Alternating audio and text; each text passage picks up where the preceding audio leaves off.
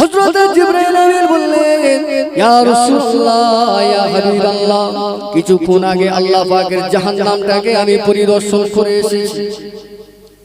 আল্লাহ পাকের জাহান্নামটাকে আমি পরিদর্শন করে এসেছি।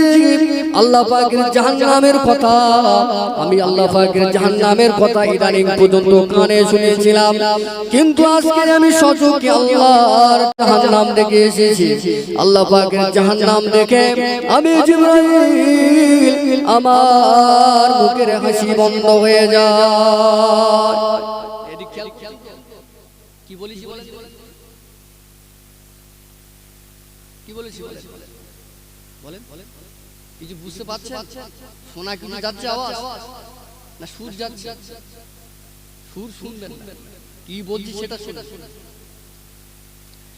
জিবরাইল ফেরেশতা বলতে লাগেন, ইয়া রাসূলুল্লাহ, আল্লাহ পাক আমাকে জাহান্নাম দর্শন দেওয়ার জন্য পাঠালেন।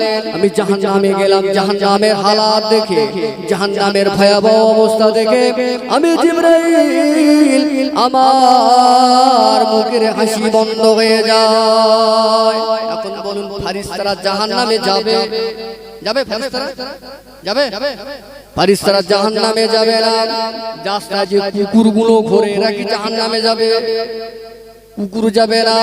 যে ছাগল গরুগুলো রাস্তাঘাটে ঘোরে আমরা পোষ মানাই, এরা কি জাহান্নামে যাবে?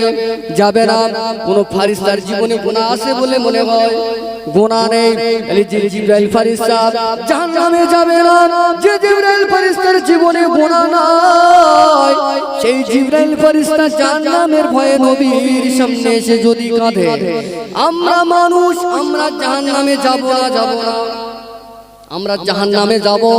এই যে ফেরেশতা জাহান্নামে যাবে না, ওই ফেরেশতা যদি কাঁদে, আমরা মানুষ তো জাহান্নামে যাব, এটা গ্যারান্টি রয়েছে। তারপরও কি আমাদের চোখে পানি আসে বলে মনে হয়? ফেরেশতা জিবরাইল জাহান্নামে যাবে না, তার হিসাব হবে না, তাদের কোনো গুনাহ নাই, বেগুনাহ মাসুম আল্লাহর ফেরেশতারা। জোরে বলেন সুবহানাল্লাহ। আল্লাহ নবী বলেন, ভাই জিবরাইল, তুমি আমাকে একটু জাহান্নামের বর্ণনা কি শোনাবে?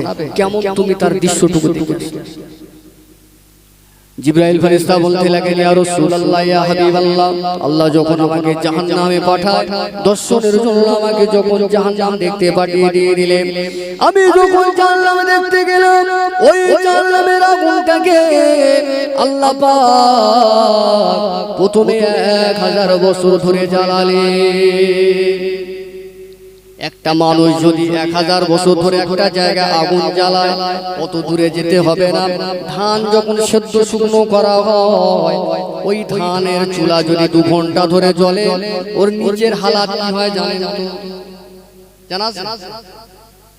আল্লাহ যদি জাহান্নামের আগুন 1000 বছর বিরামহীনভাবে যদি জ্বালায়, এবারে বোঝেন ওই জাহান্নামের আগুনের ক্ষমতাটা কেমন আল্লাহ দিয়েছে। জিবরাইল বললেন, ইয়া রাসূলুল্লাহ, ইয়া হাবিবাল্লাহ, 1000 বছর ধরে জ্বালানোর পরে আল্লাহ আবার দ্বিতীয় 1000 বছর ধরে জাহান্নামের আগুন জ্বালালেন। দ্বিতীয় 1000 বছর জ্বালানোর পরে জাহান্নামের আগুনের রংটা হয়ে গেল সাদা।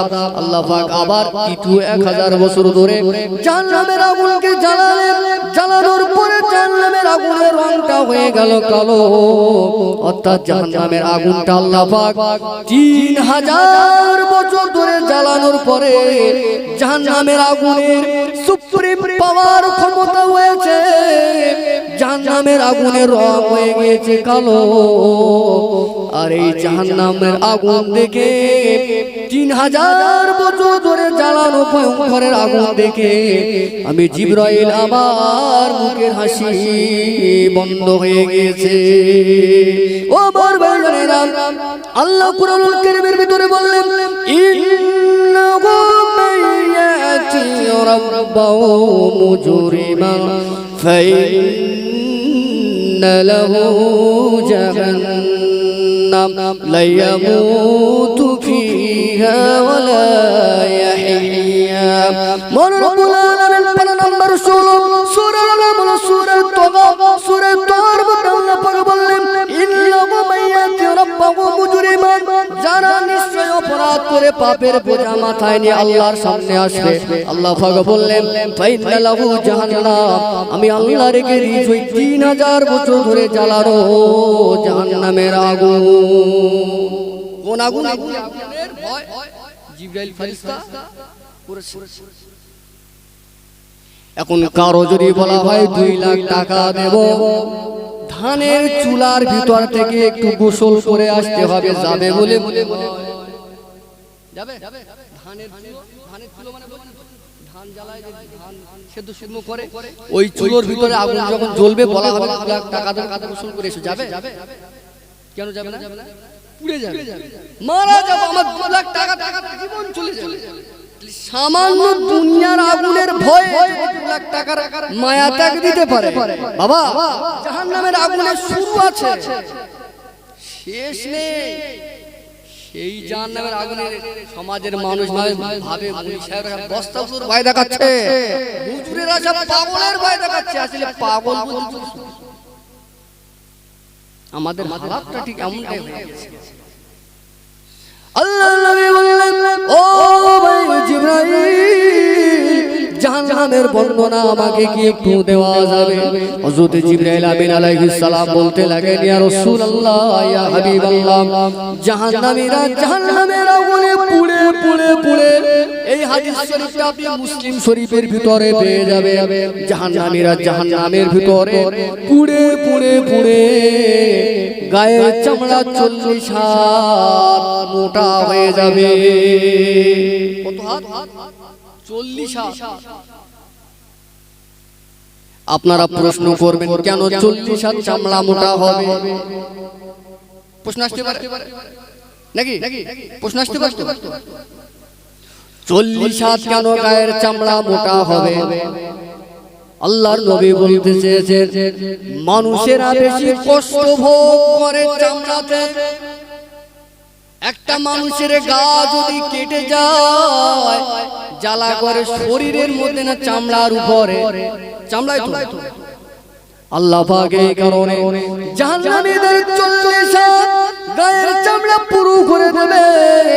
ওই জাহান্নামে পুড়ে পুড়ে পুড়ে পুড়ে জাহান্নামীদের গায়ের চামড়াগুলো 40 হাত মোটা হয়ে যাবে। জাহান্নামীদের শুধু এখানে শেষ নয়, আল্লাহ নবী বললেন এক একটা জাহান্নামীদের দাঁত হবে উট পাহাড়ের ন্যায়। জাহান্নামীরা থাকবে ক্ষুধার্ত, পানির পিপাসা তাদের লেগে যাবে। পানির পিপাসায় জিভটুকু বেরিয়ে যাবে। পানি চাইলে পানি আপনি কোথায় পাবেন বাবা? ওখানে পানি দেওয়ার মতন কেউ আপনার থাকবে না। আজ দুনিয়ায় একটা মাস রোজা রাখবে, সারাদিন রোজা রাখলে পরে আপনার মনকে, আপনার কলিজা পানির পিপাসায় কাতর হয়ে যায়। মনকে আপনি বুঝ দিতে পারেন না রে মন, সন্ধ্যাবেলা ইফতারের সময় ফ্রিজের ঠান্ডা পানি তোকে আমি পান করাবো। তুই চিন্তা করিস না, দুনিয়ায় সামান্য রোজা রাখবার পরে পানি আপনি পাবেন যদি বেঁচে থাকেন ইফতারের পরে। ও মুসলমান, নবী বললেন জাহান্নামীরা যখন জাহান্নামের ভিতরে থাকবে এত পরিমাণে পানির পিপাসা লাগবে, পানি দেওয়ার মতন কেউ থাকবে না। কে আপনার পানি দেবে? যে বিবির জন্য নামাজ পড়েননি, যে বিবির জন্য, যে সন্তানের জন্য ইসলামটাকে মানেননি, নিজের মনগড়া রীতিনীতির উপরে চলেছেন বাবা, সেই সন্তান ওখানে থাকবে না পানি দেওয়ার জন্য। ওই জায়গায় নবী জানালেন জাহান্নামীরা জাহান্নামের আগুনে পুড়ে পুড়ে পুড়ে পুড়ে পুড়ে জাহান্নামীদের গায়ে রক্ত পুঁজ যেগুলি বার হবে, ফারিস্তাদের কাছে পানি চাইলে ওই ফুটান্ত রক্ত পুঁজ পিপাসায় প্রেজেন্ট করা হবে। খেতে পারবো তো? খাওয়া যাবে? চাচা খাওয়া যাবে? আজ এখানে জলসা হচ্ছে, মানুষের সব বাজার হই হই করে ঘুরছে, বলে বাজারে ঘুরছে। এখন 2 আর 2 সারা জীবন সব শুনে এসেছে 4, আমরা 2 আর 2 5 বলি কেউ শুনে? সমাজটা এরকম চলতেছে। 2 আর 2 সারা জীবন শুনেছে 4, ওরা মনে করেছে হুজুরেরা ওখানে 2 আর 2 5 বুঝাচ্ছে, ওখানে যাব না।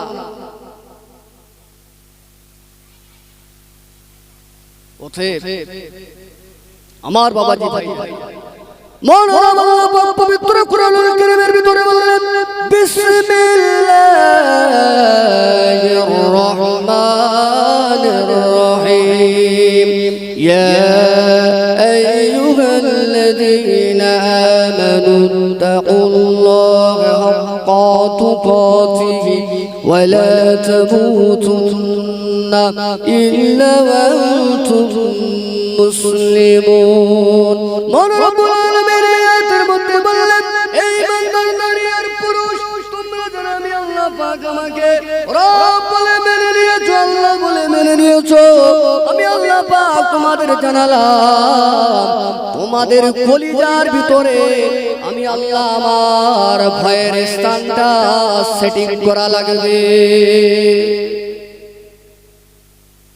আপনি 5G মোবাইল কিনলেন, মনে করেন এখানে টাওয়ার আপনার ফোনে ঢুকছে না, আপনাকে সেকেন্ড সেটিং করতে হবে না? হবে তো? 5G টাওয়ার নিতে গেলে 4G টাওয়ার তাহলে 5G টাওয়ার নিতে গেলে আপনার অপশনে গিয়ে সেটিং করতে হবে। ঈমানের ঘরেতে আমাদের আল্লাহর ভয় নামক অ্যাপসটাকে ঈমানের ঘরে আপনাকে সেটিং যদি না করে, আপনি নামাজি হতে পারবেন না।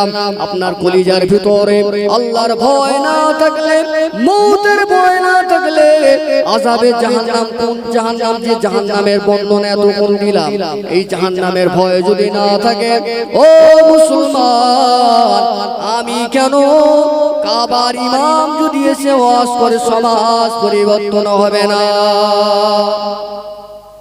আমি কোথাকার কে? কাবার আব্দুর রহমান সুদাইসি যদি এসে ওয়াজ করে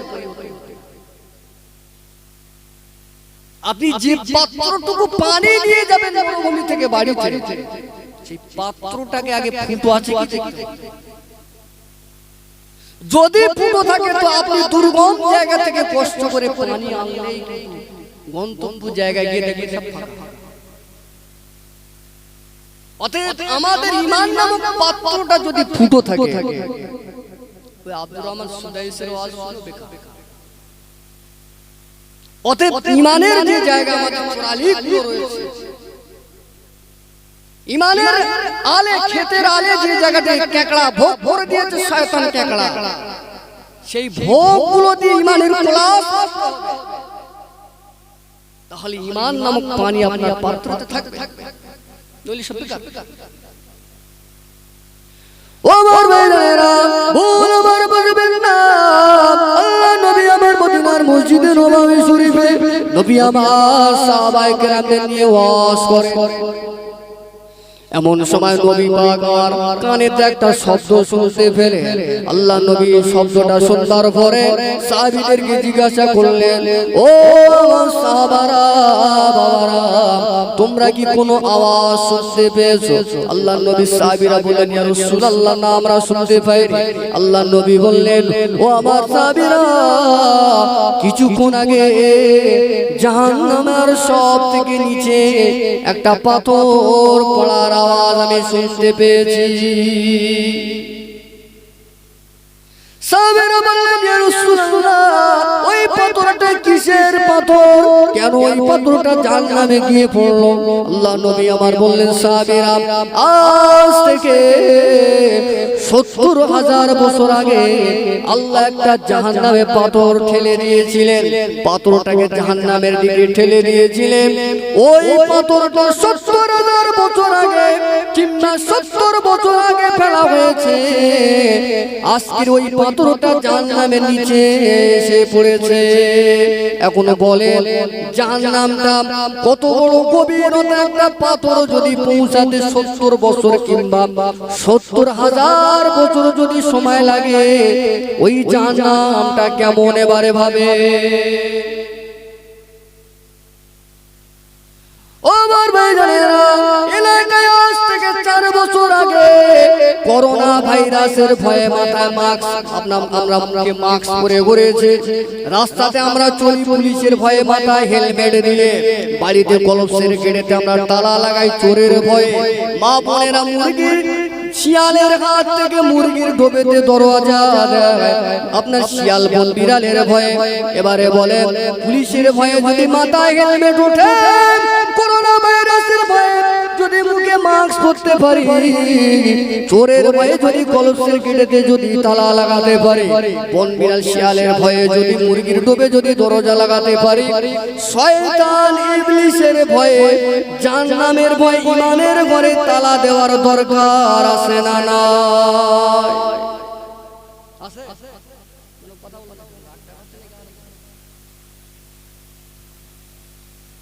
বলেন বলেন।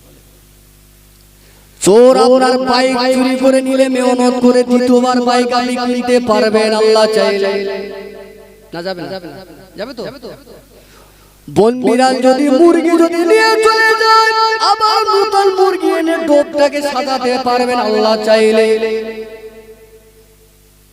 পুলিশ যদি রাস্তায় ধরে 500 টাকার নোট দিলে আপনার ছেড়ে দিতে পারে হয়তো, কিন্তু শয়তান যদি আমার আপনার ঈমানটুকু নিয়ে যদি চলে যায়, পৃথিবীর কোন মার্কেটে কি পাওয়া যাবে বলে মনে হয়?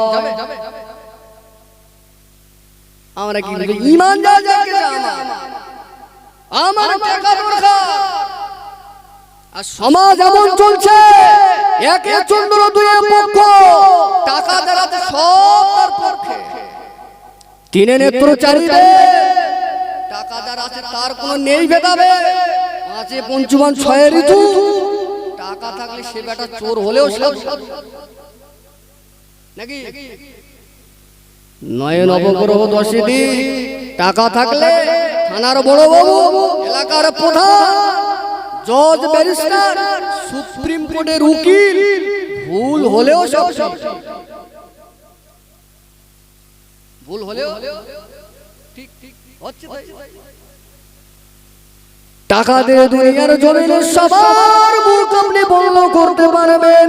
কোন জায়গায় যদি রাতের আধারে আপনি যদি জেনাবে বিচার করে থাকেন, দুনিয়ার মানুষের মুখ আপনি টাকা দিয়ে বন্ধ করে দিতে পারবেন। দুনিয়ার মানুষ না দেখলেও দেখছেন রব্বুল আলামিন। আল্লাহ বলেন বান্দারে, তুমি রাত 12টার সময় কোনখানে কি করো? তুমি রাত 2টোর সময় কোথায় কি করছো? কোন জায়গায় তুমি কি করছো? বান্দা দুনিয়ার মানুষ না জানলেও আমি আল্লাহ পাক সব তোমার খবর রাখি। আল্লাহ কুরআনুল কারীমের ভিতরে বললেন, কিরামান কাতিবিনা ইয়ালামুনা মা তাফআলুন। আল্লাহ পাক বললেন, বান্দা তুমি যে মনে করো না রাত 12টার সময় লুকিয়ে লুকিয়ে যে পাপটা করেছো, দুনিয়ার কেউ না জানলেও তোমার দুইখানে আমি আল্লাহ সিসিটিভি বসিয়ে রেখেছি।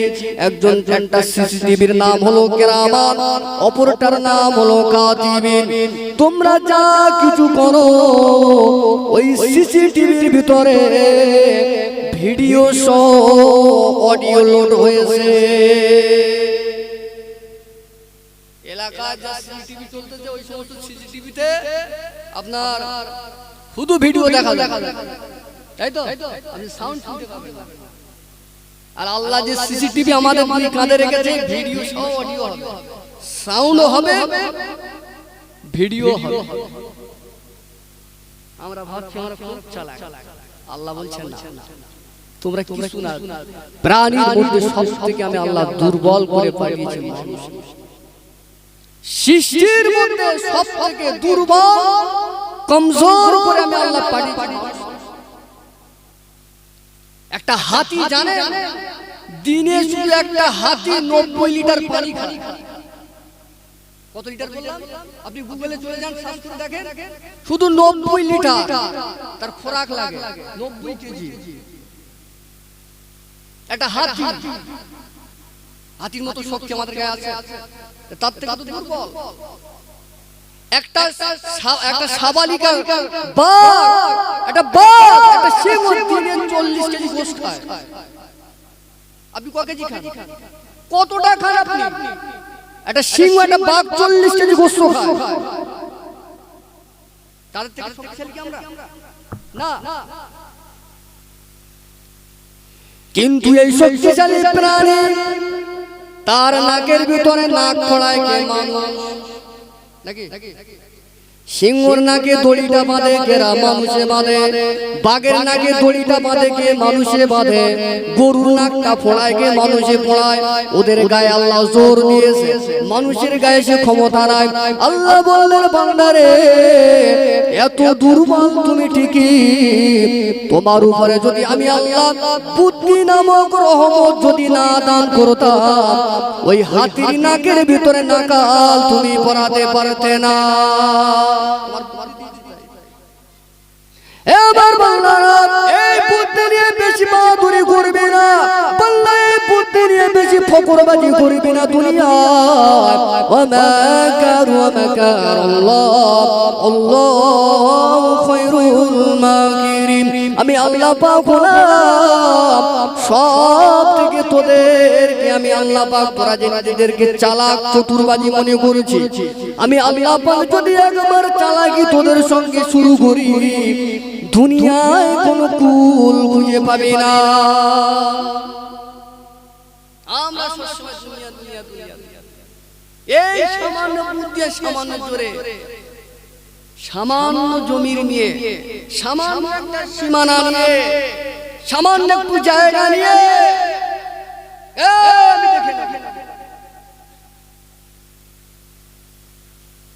কবর এবার কতটা দেবে? যারা কবর করে ওদের যদি বলা হয় একটু এক জায়গায় বেশি দিয়ে দেবে দেবে। আজ থেকে 20 বছর আগে যাদের দাপটে এলাকায় বাঘে ছাগলে এক জায়গায় পানি ক্ষতি হতো, আজ তারা অনেকে কবরে আছে। যাদের দাপটে চায়ের দোকানে কথা বলা যেত না, বিড়ির ধোঁয়ার ঠেলা বাসা বানিয়ে ফেলতো যারা বিড়ি খেয়ে সিগারেট, তাদের মধ্যে আজ অনেক কবরে আছে। আপনি গিয়ে বলেন যে ছলিমিতি মিয়া 20 বছর আগে তুমি যে দাপট দেখিয়েছিলে, 40 বছর আগে যে তুমি যে দাপট দেখিয়েছিলে, দেখাও পারবে? কোন চিহ্ন নেই, সব শেষ। চোখ বুঝালে সব দাপট শেষ। নামাজের কথা বললে ব্যস্ত, রোজার কথা বললে ব্যস্ত, হজের কথা বললে ব্যস্ত, যাকাতের কথা বললে ব্যস্ত,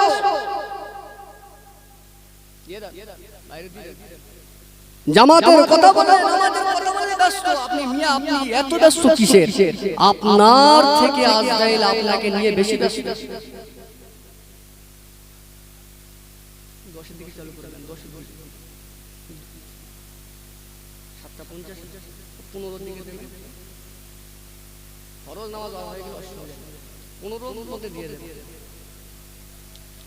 হ্যাঁ হ্যাঁ 15 মিনিটে যে কথা বলছি, তাহলে কবর একটা ভয়ঙ্কর জায়গা। ওই জায়গা থেকে ওখানে যে একবার যাবে আর সে ফিরবে না, তার দাফন তার সবকিছু। আল্লাহ পাক বলেন বান্দা আমার পৃথিবীতে অহংকার করবে না। এবার বললেন আমি আল্লাহ পাক তুমি আমার জমিনে অহংকার করবে না। আমি আল্লাহ অহংকারকে পছন্দ করি না। অহংকার যার মধ্যে থাকবে আল্লাহ নবী জানিয়ে দিয়ে দিলেন, ও আমার সাহাবীরা আমি রাসূলুল্লাহ জানিয়ে দিয়ে দিলাম এই পৃথিবীর জমিনে তোমরা কেউ অহংকার করবে না। অহংকারকারী আল্লাহর দয়ার জান্নাতে যায় না। আপনার গায়ে আল্লাহ জোর দিয়েছে বলে শক্তি অহংকার আপনি দেখাতে পারবেন না। আল্লাহ আপনার রূপ দিয়েছে বলে রূপের অহংকার সমাজে দেখানো যাবে না। আল্লাহ আপনার সৌন্দর্য দিয়েছে বলে সৌন্দর্য অহংকার দুনিয়ার জমিনে দেখানো যাবে না। বংশের অহংকার দেখানো যাবে না, বিদ্যার অহংকার দেখানো যাবে না। আপনার দুনিয়ার জমিনে আপনি যে দিক দিয়ে ডেভেলপমেন্ট হয়েছে ওই দিকের গরম দুনিয়ায় আপনার দেখানো যাবে না। কারণ আল্লাহ বললেন আল্লাহু লা ইলাহা ইল্লা হুয়াল হাইয়ুল কাইয়্যুম। আমি আল্লাহ পাক এমন একজন মালিক, আমি ছাড়া তোমাদের কোনো প্রভু নেই, আমি ছাড়া দ্বিতীয় কোনো এলাকা নেই বান্দারে। এটা আমার রাজত্ব, আমার পৃথিবী। আমি আল্লাহ আমার হুকুমে চাঁদ ওঠে, আমি আল্লাহ আমার হুকুমে সূর্য উদয় হয়, আমি আল্লাহ আমার হুকুমে দরিয়ার পানি জোয়ার ভাটা হয়, আমি আল্লাহ আমার হুকুমে পৃথিবী কুন ফায়াকুন এই শব্দের ওসিলায় দুনিয়া যে যার নিয়মে দুনিয়া পরিচালিত হয় বান্দা। এ আমার বান্দা, ওয়াল আউয়াল ওয়াল আখিরু, আমি আল্লাহ অতীতে ছিলাম, বর্তমানে আজ ভবিষ্যৎ পর্যন্ত থাকবো। আমি আল্লাহ শুরুতে ছিলাম, শেষ পর্যন্ত থাকবো বান্দারে। একমাত্র অহংকারের মালিক হলাম আমি আল্লাহ। আর আমার রাজত্বে তুমি হলে দুর্বল, দুর্বল হয়ে তুমি কোনো অহংকার করবে না। আজ সমাজে অহংকার দেখলে মাথা খারাপ, বাপ রে বাপ, বাঁদর পর্যন্ত ছুটে পালাচ্ছে, বলে আমি বাঁদর ছেলে কোথায় মা, অহংকার। কেউ চুলের ভ্যারাইটি অহংকার দেখাচ্ছে, চুল কেটেছে এমন কায়দায়, সে তার চুলের অহংকার নিয়ে ব্যস্ত।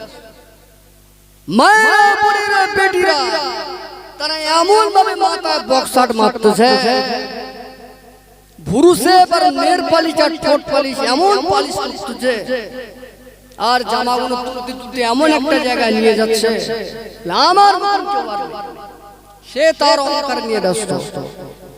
কেউ 2 লাখ টাকা দামের একটা গাড়ি কিনেছে, সে গাড়িটা নিয়ে রাস্তা দিয়ে যাচ্ছে, যেতে যেতে আমার গাড়ি পিকআপ, আমার সাথে তাল দেয়, তার নিয়ে অহংকার নিয়ে ব্যস্ত। এই অহংকার, এই অহংকার খুব খারাপ খারাপ। দয়ার নবী আমার বললেন যে ওয়াজটা আমি ছেড়ে এসেছি, আল্লাহ নবী আমার বলতে লাগেন সাহাবীরা, এই যে 70,000 বছর কিংবা 70 বছর আগে আল্লাহ পাক জাহান্নামকে উদ্দেশ্য করে যে একটা পাথর ছেড়ে দিয়েছিল, ওই পাথরটা আজ 70,000 কিংবা 70 বছর পূর্ণ হয়ে গেল, জাহান্নামের নিচে এসে আজকের তলদেশে এসে পড়লো। ওই জাহান্নামে আল্লাহ পাক কোন ফেরেশতাকে আল্লাহ দেবে না, ওই জাহান্নামে আল্লাহ পাক কোন ইঁদুর গরু ছাগল ভেড়াকে আল্লাহ দেবে না, ওই জাহান্নামে আল্লাহ পাক জিন আর মানুষ সম্প্রদায়কে দেবে।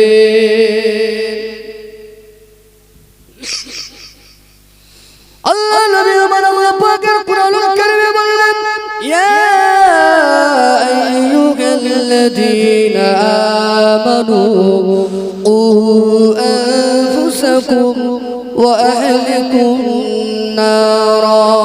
মহান রব আল্লাহ পাক বললেন, আল্লাহ যে জাহান্নামটাকে তৈরি করেছেন, বানিয়েছেন, এই জাহান্নামের ভিতরে আমরা যেমন চুলার কাঠ হিসাবে মাটির বাগানের গাছপালাকে ব্যবহার করে শুকিয়ে, নবী আল্লাহ পাক কুরআনুল কারীমের ভিতরে জানালেন জাহান্নামের আগুনের খোরাক হিসাবে, কাঠ হিসাবে আমার আল্লাহ পাক মানুষকে এবং পাথরকে ব্যবহার করবে। কোন জাহান্নাম? যে জাহান্নামের নিচে পৌঁছাতে 70,000 বছর সময় লাগবে, ওই জাহান্নামের কাঠ হিসাবে আল্লাহ মানুষকে ব্যবহার করবে। মানুষকে ব্যবহার করে মানুষ কতটা জাহান্নামে যাবে, এবারে অঙ্কটা বলি। মহান রব্বুল আলামিন পবিত্র কুরআনুল কারীমের মধ্যে এই 4টি আয়াতে, প্রথম 4টি আয়াতে আল্লাহ পাক কসম করে বললেন, লাকাদ খালাকনাল ইনসানা ফি আহসানি তাকওয়িম। আল্লাহ পাক বললেন, ও আমার বান্দা বান্দীরা, দুনিয়ার জমিনে আমি আল্লাহ পাক মানব জাতিকে সব থেকে সুন্দর করে সৃষ্টি করেছি, আশরাফুল মাখলুকাত করে সৃষ্টি করেছি। আমি আল্লাহ পাক চাইলে মানুষকে ইঁদুর রূপে পাঠাতে পারতাম, ভেড়া রূপে পাঠাতে পারতাম, পৃথিবীর অন্য কোন চতুষ্পদ হিংস্র জীবজন্তু করে আমি আল্লাহ পাক বানাতে পারতাম। এ আমার বান্দা বান্দীরা, আমি আল্লাহ পাক তোমাকে সব থেকে সুন্দর রূপ, সুন্দর আকৃতি দিয়ে আমি আল্লাহ পাক বানিয়েছি। বান্দা তোমার কাজটুকু যেন ভালো হয়।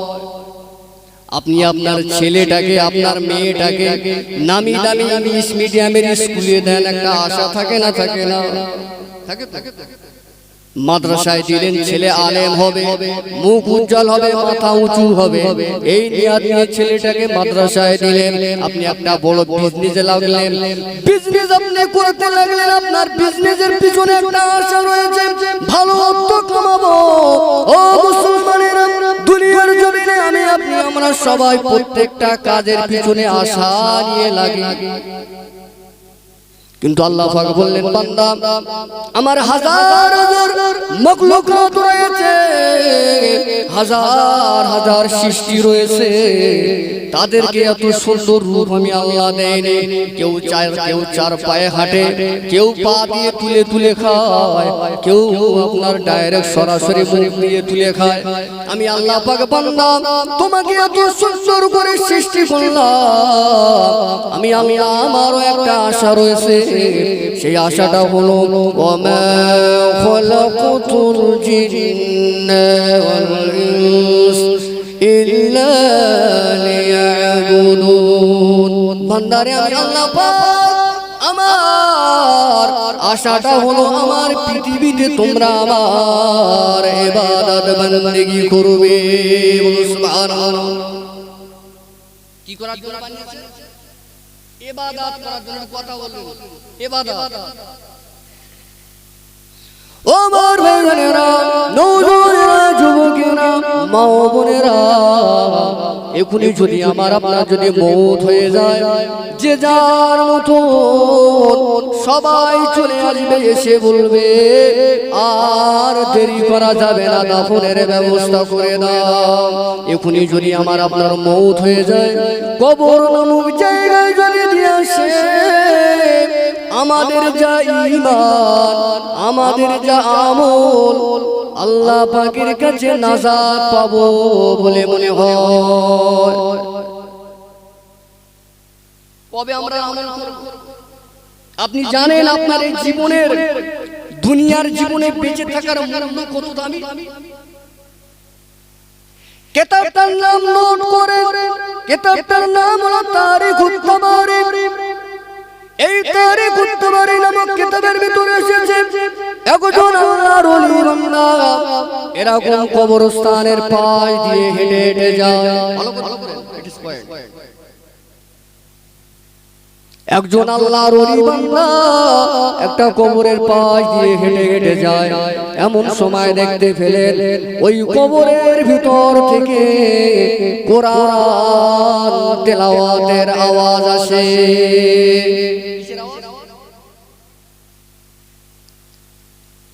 আল্লাহর ওলি তিনি ভাবতে লাগেন নির্জন এলাকায়, একান্ত কোনো ঘর নাই, একান্ত কোনো বাড়ি নাই, তাহলে কোথা থেকে কোরআন তেলাওয়াতের আওয়াজ আসে? ভালো করে খুঁজতে খুঁজতে লক্ষ্য করে দেখতে লাগেন এই আওয়াজটা কবরের ভিতর থেকে আসে। আল্লাহর ওলি যখন কবর ভিতর থেকে কোরআন তেলাওয়াতের আওয়াজ শুনতে পেলেন, সঙ্গে সঙ্গে বললেন আলহামদুলিল্লাহি রাব্বিল আলামিন। যখন তিনি আল্লাহর শুকরিয়া আদায় করলেন, তখন ওই কবরের ভিতর থেকে আওয়াজ আসে, ও দুনিয়ার বেঁচে থাকা মানুষ, আপনি এই একবার আলহামদুলিল্লাহি রাব্বিল আলামিন পড়লেন, এর যা বিনিময়ে আল্লাহ সওয়াব দিয়েছেন, এই সওয়াবটুকু আপনি কি আমাকে দিতে পারবে? কথাটা কে বলছে? কবরের মানুষটা বলছে। কাকে বলছে? জীবিত মানুষটাকে বলছে। ওই সময় জীবিত মানুষটা বললেন, ও কবরে শুয়ে থাকা আল্লাহর ওলি, আপনি কেন একবার আমার এই আলহামদুলিল্লাহি রাব্বিল আলামিন বলবার সওয়াবটুকু আপনি চাইছেন? ওই সময় তিনি বলতে লাগেন, আমাকে যেখান থেকে দাফন করে দেওয়া হয়েছে কবরে, সেখান থেকে আজ পর্যন্ত প্রায় 100 বছর হয়ে গেল। একই নিয়মে কবরে শুয়ে শুয়ে আমি কোরআন তেলাওয়াত করি। আমি 100 বছর ধরে কবরে কোরআন তেলাওয়াত করে যে সওয়াব আছে, এই সওয়াবটুকু আমি আপনাকে দিয়ে দেব। তবে আপনি যে একবার আলহামদুলিল্লাহ রাব্বিল আলামিন বললেন, বিনিময়ে ওই সওয়াব আমার দেওয়া লাগবে। ওই সময় জীবিত মানুষটা বলতে লাগে, ও আল্লাহর বান্দা, অঙ্ক তো আমি বুঝতে পারি না, 100 বছরের কোরআন তেলাওয়াত একবার আলহামদুলিল্লাহ বলবার বিনিময়ে কেন নিচ্ছে? 100 বছরের কোরআন তেলাওয়াতের পাল্লা ভারী হবে, একবার আলহামদুলিল্লাহ বলে সেই পাল্লাটা ভারী হবে? কোনটা? আলহামদুলিল্লাহ কি করে হবে? 100 বছর কোরআন তেলাওয়াত করছে, কোরআনুল কারীম তেলাওয়াত করলে প্রতিটা হরফে আল্লাহ পাক 10টা করে নেকি লিখে দেন। বলুন সুবহানাল্লাহ। আজ আমাদের ঘরে কোরআন তেলাওয়াত হয়? আজ আমাদের ঘরে কোরআন তেলাওয়াত হয় না, কোরআনগুলো আস্তে আস্তে উঠে যায়।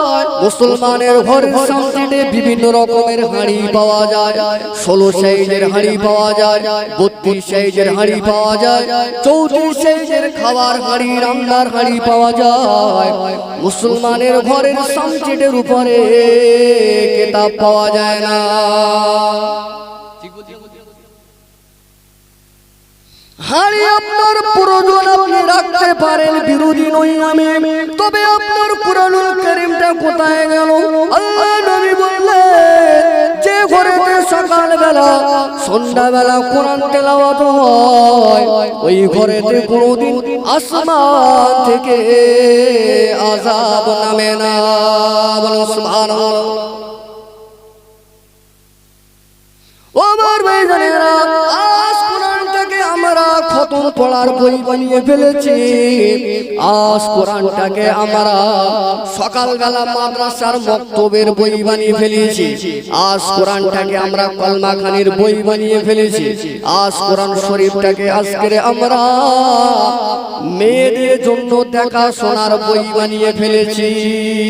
মানে দেখাশোনা আসলে জিজ্ঞাসা করবে, তুমি কি কোরআন পড়তে পারো? আমার মেয়ে যদি বলে না কোরআন আমি পারি না, মেয়ের বিয়ের কাজ ভেঙে যাবে, এই মনে করে কোরআন শিক্ষা দেওয়া হয়। আসলে কি কোরআনের জন্য নাকি? খতম পড়ার জন্য কোরআন? কবর জিয়ারতের জন্য কি কোরআন? কোরআন তাহলে কিসের জন্য? লিতুখরিজান নাস মিনাজ-যুলুমাতি ইলান নূর। আল্লাহ পাক বললেন, আমি এই কোরআনটাকে এই কারণে অবতীর্ণ করেছি, কোরআনটাকে এই কারণে আমি অবতীর্ণ করেছি।